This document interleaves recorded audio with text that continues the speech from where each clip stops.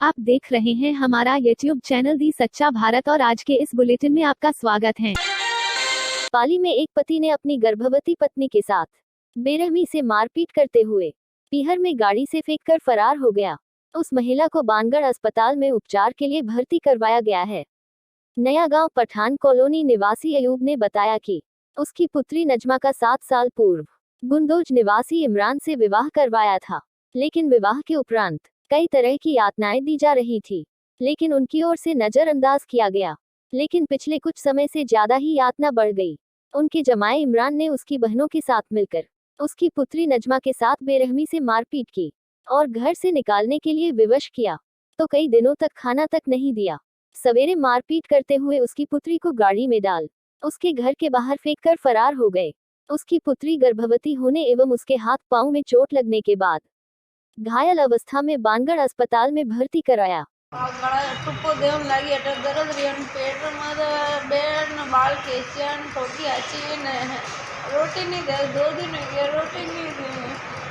तो वो मारपीट क्यों करते हैं? मारपीट के काम नहीं करते हैं, यहाँ से चले जाए पर मैं घर से घर छोड़ना नहीं आऊँ तो क्या जावे क्यों नहीं, तो इन चक्कर में मैं जाने के ठोक ठोका नहीं छोड़ने गया था। कौन कौन थे जो मारपीट किया आपके? नंदन सास। हम तो हॉस्पिटल थे ना, हॉस्पिटल थे। हमारे मोहल्ले वाला फ़ोन लगा के कहा कि तुम्हारी बेटी को पटक के चले गए, मार पीट के करके चले गए, और मार पीट करके गली के बाहर फेंक के चले गए। हम वापस डॉक्टर को चेक कराया नहीं कराया, वापस हम घर पहुँचे और घर पहुँचते हम लेके आए। पार्षद को फ़ोन किया हमने और इसको मार पीट के कमर में लाते मुक्के हमारी मोहल्ले वाले के तुम कहाँ चले गए, तो ताला लगा के नहीं कि हमें तो हॉस्पिटल गए थे सरकारी मेरे सासू के, और इसको पेरेंट्स से पेटों में लाते मारी। हमारे मोहल्ले वाले गसदा बाल खींचे और टूपा दे दिया रात को। और जो आदमी रहता है तो वो उसको ड्यूटी पर जाने के बाद में उसको खड़ा नहीं देते हैं, टिपन छिपा कर देते हैं। किसने की मारपीट? ये मारपीट इसकी ननदें कर रही है, इसकी ननदें दो ननदें मार रही है, दोनों ननदें मारपीट करती है इसको। क्या तू कमा क्या मेरे को लड़का चाहिए, तीसरा नंबर है, तीसरे नंबर का लड़का होना चाहिए, ऐसा बोल रहा है वो, ऐसे बोलता है। और उसकी सास क्या बोलती है कि बच्चा पैदा करने की मशीन है तू, 2 बच्चे तो भी ऐसा बोल रही हो। घर के पास छोड़ के चले गए, वो घर के पास छोड़ के चले गए, मारपीट के मुक्के के मारे पूरे गुंदोज ला के छोड़ के चले गए हमारे मोहल्ले में। और छोरों को तो वही रखा, लड़की को छोड़ के चले गए। हम तो यहाँ पे हॉस्पिटल आए हुए थे। क्या नाम है? मेरा नाम मोहम्मद ही वस्कर अली। इसका नाम, बच्ची का नाम है नजमा। गुंदोज से आया सर। पाली में तार शॉर्ट सर्किट के चलते मकान में लगी आग। सूचना पर दमकल पहुंची मौके पर। आग लगने से लाखों रुपए का हुआ नुकसान। पाली के विद्यानगर का मामला।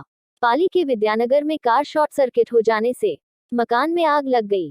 धुआं उठता देख आसपास के लोगों ने आग बुझाने की कोशिश की। वहीं स्थानीय पार्षद पति लोकेश सोनी ने दमकल विभाग को सूचना की। मौके पर दमकल पहुंच आग पर काबू पाया। जानकारी के अनुसार विद्यानगर निवासी प्रताप सिंह राजपुरोहित के तार शॉर्ट सर्किट के चलते मकान में लगी आग। हनुमानगढ़ जिले के गोलूवाला थाना क्षेत्र में एक महिला को जिंदा जलाकर मार डालने का प्रयास किया गया है, और वहीं इस मामले में जो आरोपी है उस पर महिला ने कुछ समय पहले दुष्कर्म का मामला दर्ज करवाया था, और वो आरोपी अब पिछले 1.5 साल से जो जमानत पर रिहा है, और आरोप है कि उसी ने जो महिला को जलाने का प्रयास किया। और वहीं पीड़िता की नानी ने बताया कि जो आरोपी है उसने कुछ दिन पहले जो उसकी धोती को धमकी भी दी थी जान से मारने की। तो वहीं इसमें पुलिस ने हालांकि आरोपी को पूछताछ के लिए दस्ताब कर लिया है, और एसपी का कहना है कि शीघ्र ही उसकी गिरफ्तारी भी की जाएगी जांच करके पूरे मामले की।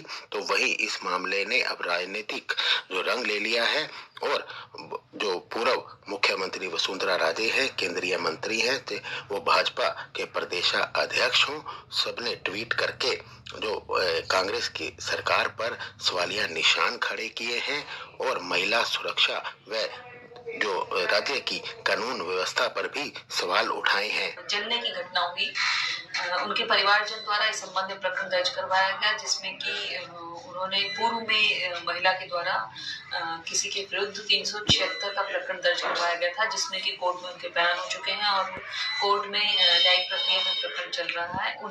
उसी के जो आरोपी हैं उसी के खिलाफ ये प्रकरण पुनः उन पर शंका जाहिर करते हुए कि हो सकता है उन्होंने घटनाकारी तो दर्ज करवाया गया है। पुलिस ने घटनास्थल का पूरा निरीक्षण किया है। पीड़ित महिला का उपचार जारी है और उपचार जयपुर में भी उनको रेफर किया गया है।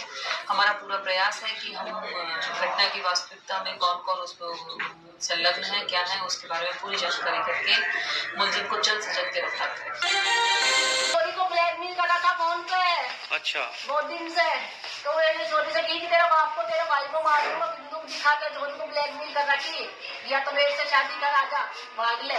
तो वो छोटी ने की नहीं मैं तो नहीं कर सकती, और उसके 3 बच्चे बताए और फिर छोटी को हेल्प करके और वो मेरी छोटी से लेकर तेरे बाप को मार।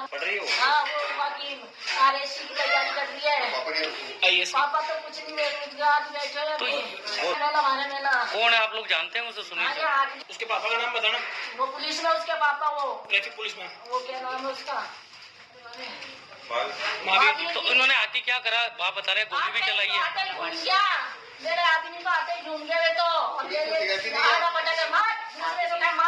मारने लगे और बच्ची को उठा के ले गए और लड़की को कहीं बैठ गाड़ी में चल। कितने लोग थे वो? 3। पहले आपने शिकायत नहीं करी? पहले कभी केस करा मैंने, और उसने लिखवा दी कि आपके पास केस, हम केस कर रहे हैं। उसने मना कर दी केस, मुझे राजीनामा कर लिया। उसके बाप ने की राजीनामा कर लिया मैंने और लिखा पढ़ी करवा ली, उसके हाथ तोड़वा लिए सारे के हाथ के बाद में कुछ नहीं करेगा तू, तो भी उसने कहा क्या नहीं कर दिया और उससे लिखवा लिया पूरा कि भाई आप परेशान नहीं करेगा छोरी को। उसके बाप ने बोले कि राजीनामा करो, मेरे छोरे की जेल हो जाएगी, मत करो। तो आज वापिस ये करेगा लिखवाने के बाद में। ये बंदूक उसने अंदर चलाई या बाहर चलाई? यहाँ चलाई है। एक बार तो यहाँ भी चलाई, एक बार बाहर भी चलाई है। मानगढ़ में कोलूवाला में जो घटना हुई उसने पूरे देश को हिलाकर रख दिया और ये पूरे समाज के लिए, देश के लिए, प्रदेश के लिए चुनौती है, राजनीति का मुद्दा नहीं है। जो बलात्कार पीड़िता थी उसके साथ बलात्कार करने वाले अभियुक्त को हाईकोर्ट से जमानत मिल गई। जमानत मिलने के बाद उस व्यक्ति ने बहुत गंदी भावना के साथ, बदले की भावना के साथ, जिस महिला ने उसके खिलाफ मुकदमा दर्ज कराया था उसके घर में घुसकर और उसको जिंदा जला दिया। उसका इलाज चल रहा है, कोशिश है कि उसको बचाया जाए, उसी काम में पूरी सरकार लगी हुई है। लेकिन जो अभियुक्त था उसको पकड़ लिया गया है किसी भी कीमत पर। ऐसे अभियुक्तों को फांसी पर लटकाने का वक्त आ गया। जब ऐसे लोगों को कड़ी से कड़ी सजा मिलेगी तो ये समाज के दुश्मन, देश के दुश्मन, इनका इलाज हो सकेगा। लेकिन इस तरह के अपराधों को कभी राजनीति में बांटकर नहीं देखा जा सकता। विपक्ष का कोई भी आदमी यदि इस तरह की घटनाओं पर गलत ट्वीट करता है और इसमें भी राजनीतिक रोटी सेकने की कोशिश करता है तो उसका मतलब इस तरह की घटनाओं को वो पसंद करते हैं। इस तरह की घटनाएं रुकनी चाहिए। ये खुशी मनाने का वक्त नहीं है, दुख करने का वक्त है, गुस्सा करने का वक्त है। ऐसे अपराधियों को सबक सिखाने का वक्त है। रात्रि गश्त के दौरान मुखबिर की इत्तला आई थी कि एक बोलेरो गाड़ी है जिसपे जाट आर्मी लिखा हुआ है, RJ 05UA 8997, सफेद रंग की बोलेरो जिसमें अवैध शराब लेके यूपी ले जा रहे हैं। इस इत्तला पर हमने टोल पे रुकवाते हुए उसको चेक किया तो उसमें मुखबिर की बताए अनुसार ही उसमें शराब निकली और उसको चेक किया गया तो उसमें 45 पेटियां भरी हुई थी जो किसी ठेके से लेकर यूपी ले जाना बता रहा था। जिस लड़के को पकड़ा उसका नाम विवेक है, जो बलदेव मथुरा का रहने वाला है। वो पहले यहाँ कहीं सेल्समैन रहना बताता है, छोकरवाड़ा। नागौर जिले के गोठन थाना इलाके के ददवाड़ी गांव में गत दिनों युवक की मौत और युवती के घायल होने के पूरे मामले में अब नागौर पुलिस ने जांच के बाद पर्दा उठा दिया। पूरा मामला प्रेम प्रसंग से जुड़ा हुआ सामने आया, जहां पर देसी पिस्तौल से एक ही गोली से खून से लथपथ युवक की मौत हो गई थी। इस मामले में युवती गंभीर रूप से घायल हो गई थी, जिसे अस्पताल में भर्ती कराया गया था। अतिरिक्त पुलिस अधीक्षक राजेश मीना, SP श्वेता धनखड़ घटनास्थल पर पहुंचे थे। SP शिवता धनकर ने मामले की जानकारी देते हुए बताया कि मृतक सुमेर राम गवाला और घायल युवती के बीच करीब 6 महीने से प्रेम संबंध थे। मृतक सुमेर सिंह पुणे में काम करता है, लेकिन कोरोना संक्रमण के चलते लगे लॉकडाउन के बाद वो घर लौट आया था। इस बीच जब वह जाने लगा तो उसने प्रेम प्रसंग के चलते युवती को अपने पास बुलाया। वारदात की रात्रि युवक और युवती मध्य पहले काफी देर तक दोनों के बीच वार्ता हुई, लेकिन युवक ने वापस रोजगार पर जाने की बात कहकर दोनों में विवाद हो गया और इसके चलते दोनों ने आत्महत्या करने का फैसला लिया। इस बीच दोनों ने आसपास बैठ गए, एक ही गोली से मरने तय किया। दोनों फर्श पर बैठ गए, लेकिन युवती के सिर के पास कंधे से गोली निकल गई और युवक की सिर में गोली लगने से मौके पर मौत हो गई। इस मामले में पुलिस ने जांच के बाद युवती को गिरफ्तार कर लिया है। देखिए, इसके पीछे जो है प्रेम प्रसंग और एक जाति है, दोनों का भिन्न था और ये इनको पता था कि समाज में उनकी शादी को कोई मान्यता नहीं मिलेगी। तो जो मृतक है उसका लड़की के साथ संबंध था और जिस तरीके से जो घटनाक्रम हुआ था उसका नक्शा मौका सब देखा गया और इसमें जो है पूरी गहन पूछताछ के बाद ये सामने आया कि जो युवक है और जो युवती है ये देर रात मिले हैं और युवक ने जो है देसी कट्टे से जो फायर किया है और जो फायर किया है उसका भेजा चीरते हुए आगे निकला है। उसके छर्रे कुछ लड़की को भी लगे हैं, उनकी चोट भी आई है।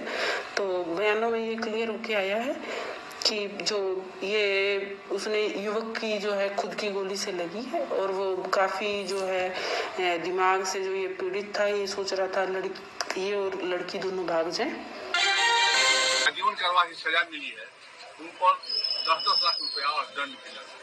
गोपालगंज के बहुचर्चित खजूरबानी शराब कांड के 9 दोषियों को कोर्ट ने फांसी की सजा सुनाई है। एडीजे 2 ने शुक्रवार को यह फैसला सुनाया है। इस मामले में कोर्ट ने 26 फरवरी को 13 लोगों को दोषी करार दिया था। इनमें से 11 अभी जेल में है। फरार चल रहे 2 दोषियों की गिरफ्तारी के लिए नए सिरे से वारंट जारी किए गए हैं। एडीजे 2 साल के कोर्ट ने जो महिला इसमें अभियुक्त है उन लोगों को उम्र कैद और इसके अलावा जो पुरुष अभियुक्त है उनको डेथ सेंटेंस सुनाया है। हम लोगों का कहना यह है कि जजमेंट जब हम लोग को मिल जाता है उसको माइन्यूटली देखकर उसके खिलाफ हम लोग हाई कोर्ट में अपील करेंगे, क्योंकि ये इलीगल ऑर्डर हम लोग को ऐसे ही लग रहा है कि इस केस में डेथ का कोई ट्रायल नहीं चल रहा था, उसके लिए सेपरेट ट्रायल है और इसमें शराब को जिसमें सीज किया गया उस केस में डेथ का कोई स्कोप नहीं। बता दें कि 16 अगस्त 2016 को कच्ची शराब पीने से 19 लोगों की मौत हुई थी। थाने से महज 2 किलोमीटर दूर खजूरबानी में बड़े पैमाने पर देसी शराब बनाई जा रही थी। पुलिस पर इसकी जानकारी होने के बावजूद कार्रवाई न करने का आरोप लगा था। और ऐसे ही नए अपडेट पाने के लिए द सच्चा भारत चैनल को सब्सक्राइब कीजिए। धन्यवाद।